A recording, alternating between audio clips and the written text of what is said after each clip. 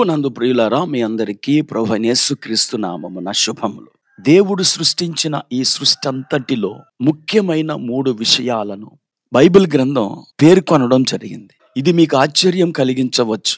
ఆకాశమంతటి విలువను, భూమి అంతటి ప్రాధాన్యతను కలిగినటువంటిది మనలోని ఆత్మ.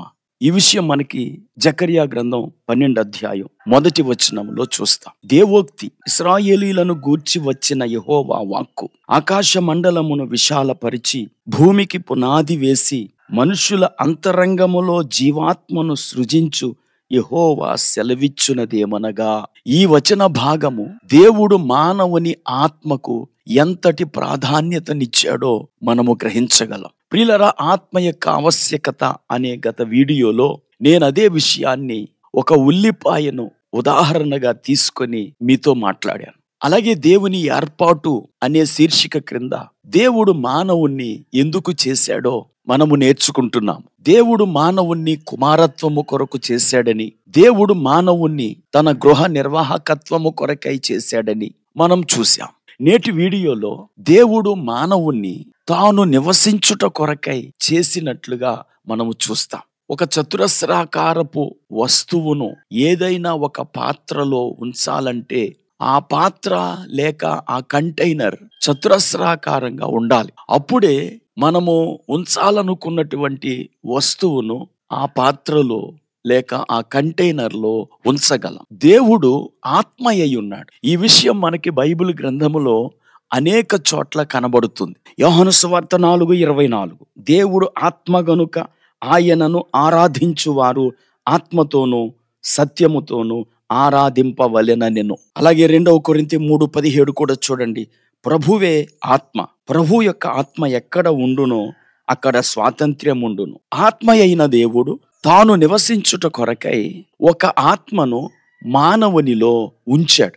ఆది మానవుణ్ణి చేసినటువంటి వైనమును ఒక్కసారి చూడండి. ఆదికాండము 2వ అధ్యాయము 7వ వచనము.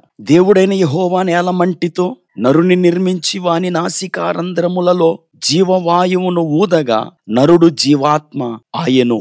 ఈ ఆదికాండము 2వ అధ్యాయము 7వ వచనములోనున్న జీవవాయువునకు వాడిన హెబ్రీ పదమే సామెతల గ్రంథము 20వ అధ్యాయము 27వ వచనములో కూడా వాడబడినది. అక్కడ నరుని ఆత్మ యెహోవా పెట్టిన దీపము అని మనము చూస్తాం. ఆ దేవుడు ఊదిన జీవవాయువే మానవుని యొక్క ఆత్మ అయ్యున్నది. గనుక దేవుడు మానవుణ్ణి చేయుటకు 2 పదార్థములను ఉపయోగించాడు. మొదటిది మట్టి, రెండవది తన జీవవాయువు. మట్టి శరీరముగా మారినది, జీవవాయువు మానవునిలోని ఆత్మ అయింది.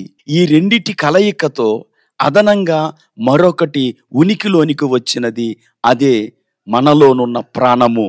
అందుకే అపోస్తలుడైన పౌలు తెస్సలోనికలకు రాసిన పత్రిక 5వ అధ్యాయం 23వ వచనములో మానవుడు ఆత్మ, ప్రాణము, దేహము అను 3 భాగములతో ఉన్నట్లుగా తెలియచేశాడు. ఆయన ఆత్మస్వరూపి గనుక ఏదొక రోజు మనలోనికి వచ్చి మనలో ఉండుట కొరకై ఆయన మనలో తన ఆత్మను ఉంచాడు. ఏవైనా 2 చెట్లు అంటు కట్టబడాలంటే ఆ 2 చెట్లు ఒకే జాతి గలవై ఉండాలి. జామ చెట్టును మామిడి చెట్టుతో అంటు కట్టలేము, మామిడి చెట్టును కొబ్బరి చెట్టుతో అంటు కట్టలేము. మామిడి చెట్టును మామిడి చెట్టుతోనే అంటు కట్టగలము, జామ చెట్టును జామ చెట్టుతోనే అంటు కట్టగలము. అలాగే ఆత్మ అయిన దేవుడు మానవునిలో నివసించాలంటే మానవునిలో ఆత్మ ఉండాలి. కనుక ఆ సృజించబడిన ఆత్మ మనము పుట్టినప్పుడు నిద్రావస్థలో ఉంటది. మన ఆత్మలో ఉన్న మనస్సాక్షి సువార్తను గ్రహించినప్పుడు ఆ ఆత్మ మేల్కొంటుంది. అప్పుడు దేవుడు మనలోనికి రావటానికి అవకాశం ఉంటది. ఈరోజు చాలా మంది సువార్తను నమ్మి ఆ సువార్త ద్వారా ఆత్మను జీవింప చేసుకుంటున్నారు. తద్వారా వారి ఆత్మ దేవుని ఆత్మతో ఐక్యమై బలపరచబడుచున్నది. కొరింథీ 6:17 ప్రభువుతో కలుసుకొని వాడు ఆయనతో ఏకాత్మయ్య ఉన్నాడు అని బైబిల్ తెలియచేస్తోంది. ప్రియులారా, మనలో ఉన్న ఆత్మ దేవునికి ఒక రిసీవర్ గా పనిచేస్తోంది. రేడియో లోపల ఒక రిసీవర్ ఉంటది. ఆ రిసీవర్ లేకపోతే గాలిలోని రేడియో తరంగాలను రేడియో స్వీకరించలేదు, మనకు అందించలేదు. అలాగే మనలో ఉన్న ఆత్మ మేలుకొనినప్పుడే అది దేవుని యొక్క సంగతులను గ్రహించే రిసీవర్ గా మారి దేవుని మర్మములను ఆత్మ ద్వారా మనము గ్రహించుటకు అవకాశం ఉంటది. దేవుని యొక్క ఏర్పాటు ఎంత గొప్పదో చూడండి. ఆత్మ అయిన దేవుడు మనలో నివసించుట కొరకు మనలో ఒక మానవాత్మను సృజించాడు. ఈ మాటలు వింటున్న ప్రియ స్నేహితుడా, సోదరి, నూతన సంవత్సరంలోనికి ప్రవేశిస్తున్న మనం దేవుణ్ణి స్వీకరించుటకై తగిన సిద్ధపాటు కలిగి ఉన్నామా? దేవుడే గనుక మనలో లేకపోతే మనము వట్టి శరీరాలుగా ఉండి శరీరేచ్ఛలను నెరవేర్చుట కొరకే బ్రతుకుతాం. అదే దేవుడు మన ఆత్మలోనికి వచ్చినప్పుడు మనము ఆయన వలె జీవించి ఆయనను వ్యక్తపరుచు వారముగా ఉంటాము. ఇప్పుడు దేవుని యొక్క ఏర్పాటు ఏమిటంటే ఆయనను వ్యక్తపరుచుట, ఈ లోకములో ఆయనను మనము చూపించుట. అందుకొరకే దేవుడు మానవుణ్ణి చేసుకున్నాడు. ప్రార్థన చేసుకుందాం. కృపాకనికరం కలిగిన మా తండ్రి, నీకు వందనాలు. మీరు మమ్మల్ని ఏర్పరచుకొనుటకు గల కారణాలలో మరొక కారణాన్ని ఈ వీడియోలో మేము ధ్యానం చేశాం.